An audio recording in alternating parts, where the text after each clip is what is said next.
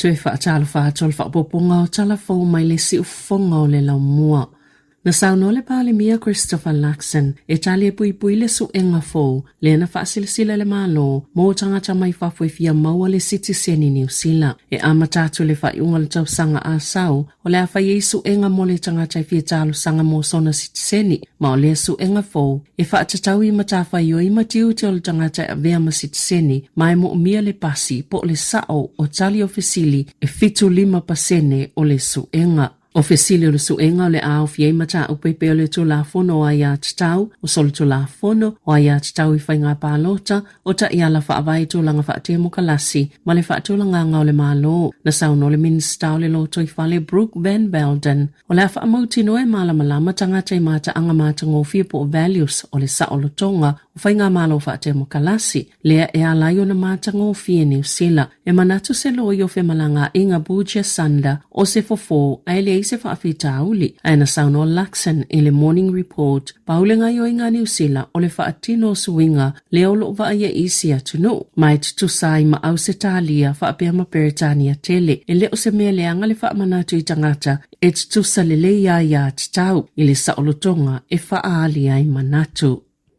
Na whaalia leo, ua tuwaile su engolo o whaia se taulia le eitua inga o whainga mātanga ai ni tama se toa whaa, ono ole matua wha lave lava o le ua mōlia malona to lua. Na whaailoa e leo lo ta iulu su enga, ni atunga lunga, ono whaamatalanga se seo lo whaasalalau, e le ulunga alii, ma ua whaatupwa ile popole i tangata, ma le ma whaiona whasoota i atu ni moli mau whaamoemoena, whaapea matangata na whaia lātou whaasea, e whaasanga i le taulia lea, sale i ma whaiona whaalau iloa le leitio New Zealand le ua mōlia, ono upolo inga mai whaamsinonga, e se fulu walu mōlianga o lo whaia whaasanga i le taulia lea, ono uwhainga mātanga o ngaonga na tutupu ile vao le lua lua, ma le lua whelua wha, ia tamatala vau, na te le taulia lea iona mōlianga, e toi wha awau le mata upul whaamasonga mawalunga, i le masino i unlai.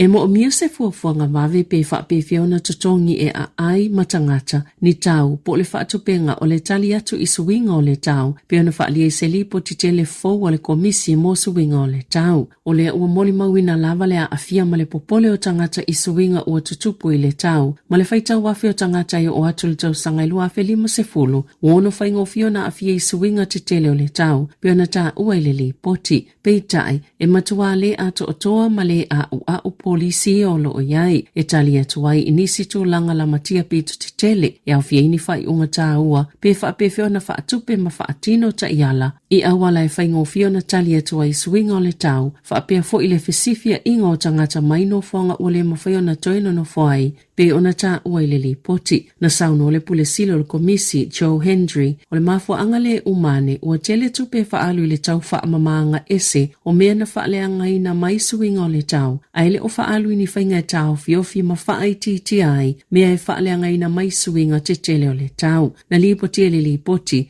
ni vaenga se fulu o tūlanga la matia pitu te tele le atunuu ono o le swinga o le tau po le climate change o tūlanga whaamata o i whale awala titele ma awala ono fuafi o ngā luenga titele mo le suawai ma o loo au fia i fo i maleola lau lelei ma le soifuanga lau tele o tangata o le vaenga lelei o au nanga mo whaalavla whaafosei o le whaatupenga o ia fuafuanga uma whaapei ma whainga whaai unga pei ona whaai loa i leli poti.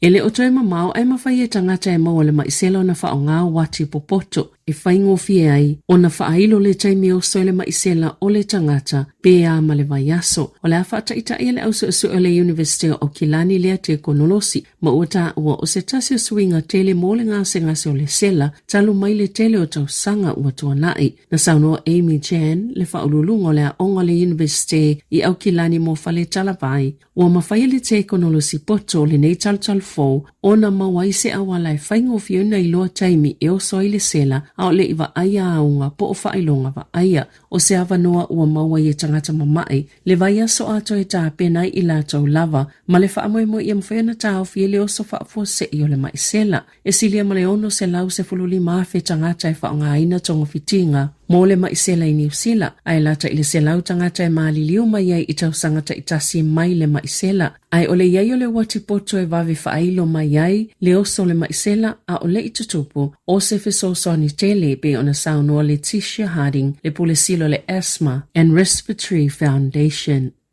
Na whaangale minista o whai ngā whaiva lo na malo si anga po la na pule whaata atia ese se fautua ngā loa ia wha le malo o whaasalanga 5 se fuluafe mo le whailoa ngā ata mai masini po e ata o lo otuli mata iai wa a whaangota. Sa lapata ina fo ia le matanga lue ngā wha masino ngale minista i lo na ono solio le tula fono ai atitau po le Bill of Rights pe a whai e tau mawhai e pui pui mata au file o ato ata i tangata lautele po le whaasao talo sanga i tu inato moni wha matalanga aloa ia e whaatatau ia ata. I te tono whaamatalanga ia na mawhaiona tatala atu i lalo le Official Information Act na whaeloa ina talu Sanga Jones ina ia whaamamafa whaasalanga i o atu le 5 se fuluafe tala mo so se tasi na te whaasoa ina atu. I isi tangata ni ata na lato mawaina mai le matanga alwenga o le Ministry for Primary Industries. Na whaeiloi ni pepo whaamatalanga a sui o le matanga luenga o whaamasinonga e whaapea o le whaasalanga i 5 se fuluafe tala e le tala whiangai. Ai silia tona tala whiangai le whaasalanga e le vao le 5 afe ma le se fuluafe tala. Ona e o tutusai ma le whaasalanga i se fuluafe tala o le leusta ia o le tula fono o le Privacy Act.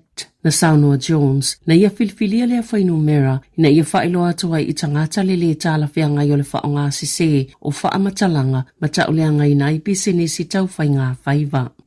E lua se fulu ni whaala potopotonga ua tu uhina aloa ia salato whaasea i malo au whaatasi matalo sanga iai, ina ia whaia se suenga, pe o suinga ia na whaia le malo ni usila i tula fono o le tutu sau tutongi po le pay equity. So salava pe ese le ngā luenga a oto mai e tasi. Pe o se whainga ua masani ai, i le whainga o ngā luenga, mai loa ai le whailunga lanu i le itu pao tamai tai. O le tausanga talwaina whaalea o ngā ina ai e le malo ni talo sanga, sa o fiele silia ma le selau valu se fuluafe o tangata whainga luenga, ma o le toatele lava o le itu pao tamai tai, i ngā luenga o le tausinga o tangata yeimana o ngā whaapitoa o a onga o soifua maloloina ma au nanga lautele. O lea whaasea ua whaao o ina atu le Bay Equity Coalition Aotearoa. O Dame Judy McCracker o le so upu mo le whaala potopotonga. Ma le tala muli ua whaamauni ele ministawa o ngā Singapore e mawhai o na whaatanga whaia o ngā e sasa tamaiti whaalongo ngā tata ini mata upo ngā onga. O le saunanga lea Desmond Lee le pālemene lea solua e talia i whesile winga i nita i ala fōu e tite e i whainga tau whaamata umpo le bullying